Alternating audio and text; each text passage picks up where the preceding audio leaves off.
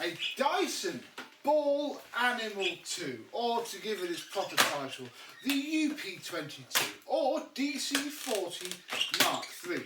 This one isn't in for a rubbish recline mechanism, but probably should be. It's in because it doesn't work very well. Apparently, it's not picking up as it used to. And yeah, I rate these very highly. They are excellent performers. So let's see if we're going to have an easy, simple video with something obvious, or if it's going to be a horrible, mammoth task to fix whatever has done a Dyson on this Dyson. Let's have a look.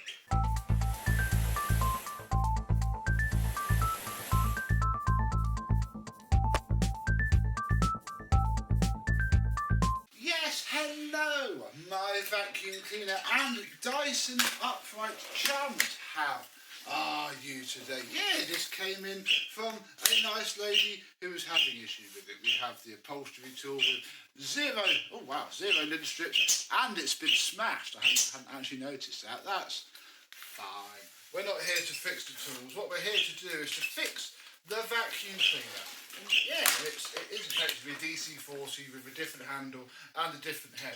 Nothing changes at all. So we should be looking at some fairly obvious DC40 things. I'm going to plug it in, and we're going to start off by testing it, because with a Dyson, that's always the quickest way to test it. Oh, we have good suction from the hose. Okey-dokey, that's a bad sign, because it means there could be something else wrong. Well, we have a spinning brush roll, but there's nothing else happening at all. Oh, God. It also stinks of talcum powder. It's not a horrible smell. We have certainly smelled worse on this channel, but I'm imagining that that's not going to be helping the filters. There's definitely a clog at the bottom because there's good suction from the top and no suction from the head. So on this era of Dyson, pretty much all of them after the 25, you push this red clip down and then pull this up, and well, that's very much not clogged. There is a hose that runs up and down here, that is intact, and our changeover hose isn't moving. That's what's happening there. Straight away you can see the changeover valve goes to spin and then clips back where it was. So that is our problem. We are going to have to get technical early on in this video, because yeah, that is our issue. There's no clog under here because I've just eyeballed it whilst talking to you there. It's the mechanism isn't moving properly. So let us have a deep dive into the changeover valve mechanism on a Dyson DC40. You can also quickly check this filter, which, oh yeah, full of dust. You might get away with just blowing it out, but I think I might recommend a new set of filters for this lady. She did say she'd be happy to have them, and yeah, you can always tell it's bad when your Dyson has blown air out of there. In fact, we could probably let it breathe.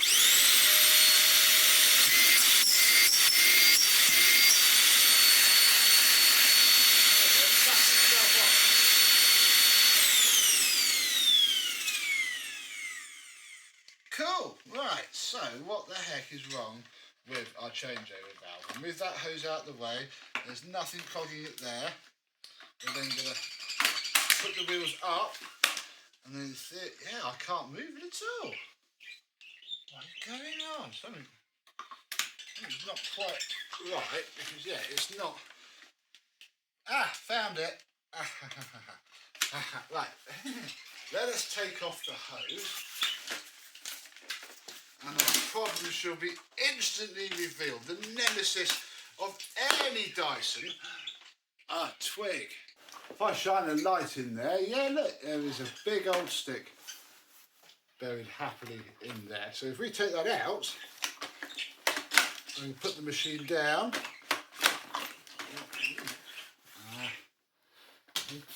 wait, my hose, no hose. That's fine. Everything should hopefully start to work now, because it all needs to move as one. There we go. the hose has now gone down to where it should. All that for just this innocent little sticky boy.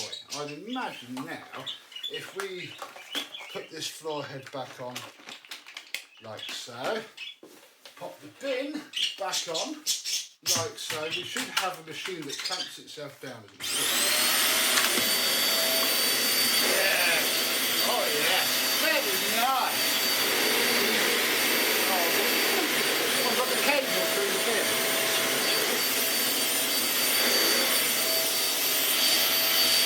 These do work very nicely.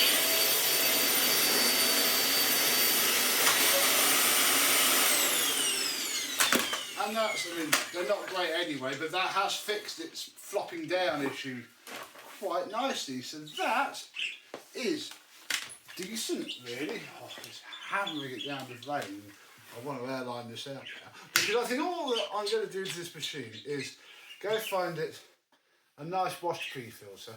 I'm going to airline out this filter, airline out all of the bin, because the problem with things like, ooh, oh, the rod has snapped. There should be a big red bit here. I'll see if she wants that replaced, but I don't think I've got one. There we go, take this off. All of the fine dust that sits in there, especially if it's been used for, oh yeah, look, there it comes. Like concrete, oh yeah, it smells lovely. This isn't the worst smelling vacuum cleaner that we've had in for ages. Then, if we take this floor head back off a second, because it's going to be easier for me to show you. Stay. We can pop off the brush roll, and in there is probably going to be packed with fluff. Oh, it is. Yeah, look at that. All that wants to come out because that pushes on and then knackers up this bearing, and that then knackers up the whole brush roll. Again, though, that's not as bad as I've seen. That is pretty decent. Always the Achilles heel on these machines. Everything else, I think, just needs a good old airline, and then we can come back and fit it all back together. A very short time later, we end up with things just airlined out really well and wiped down. That's pretty much the only things I ever do to one of these, is either this, or as you see before, the whole lot comes apart, gets scrubbed, washed, cleaned, and put back together. This isn't that bad.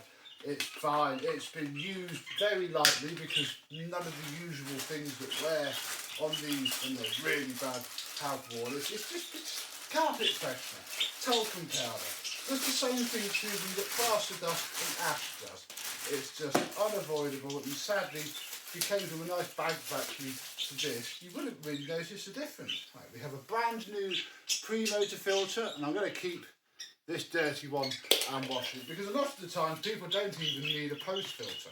The pre-filter, just having a washed pre-filter is enough. So we'll save that for the next one of those that we have. There we go. I'm going to change the post motor filter. The problem with talcum powder and whatnot is that it goes so deep into the fibres, it's always going to have an air restriction. And you could go out and spend the best part of 40 quid on a new one of these for the UP22, or you could spend £7 on this filter kit that I just bought from eBay, or fitted from eBay, and the actual filter is the same. It doesn't physically not fit. I think it might make it a bit louder, but I've never had anybody complain.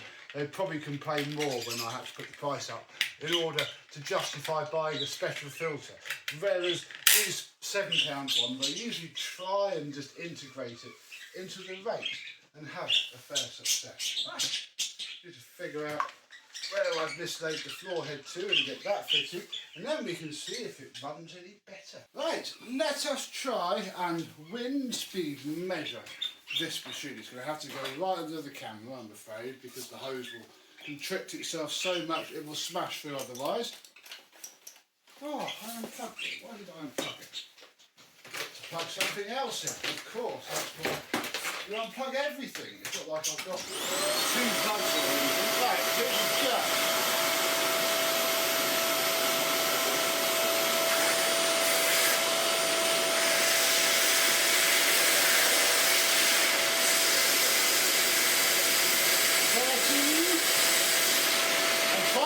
this bit off.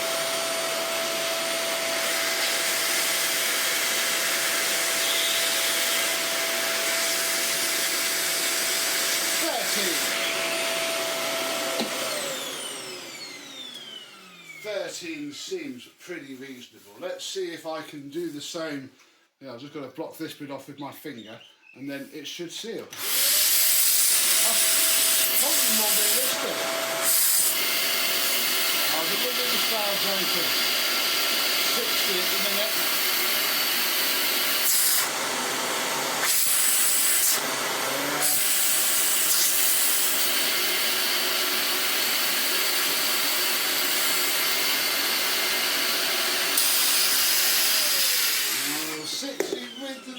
Valve, that's not bad. I can't really block the release valve off either. But hey, it provides measurements. You give me the problem with these tests, if the machine fights back like the cordlesses do, it's only going to be as good as our guesstimation. But we'll get it on the spreadsheet.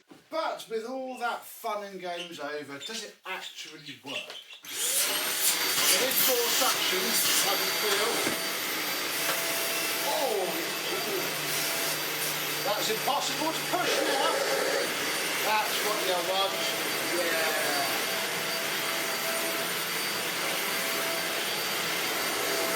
Lovely. Full performance is restored. Operationally, it's fine. Look, it's already picked up a ton of fine grit and debris. I'll give it another quick airline out before the customer gets it back. And yeah, I would consider that a fairly decent basic service on an upright Dyson. New filters optional, but always recommended, especially when they're just £7 a pack and do make all the difference. Good air lining out also helps, but just wiping down all the rubber seals, cleaning it out and checking that there's not a little tiny twig causing the machine to completely break down and cease operation. Not today though, this one is saved. So, nice to have another Dyson Ball Animal 2 through my hand briefly, and then I can give it back. Have you got one of these? Have you ever used one? What do you think of it? I quite like the whole DC40 range. I think it was pretty good. Well, the Mark 1 wasn't. The Mark 2 DC40 was pretty good and reliable. This does follow it on, bar the brush roll destroying itself if stuff gets underneath it and in that back bearing. They're pretty reliable indeed. But tell me your thoughts. But until the next disastrous Dyson save that we have to do, I, and some other Dyson, will see you soon.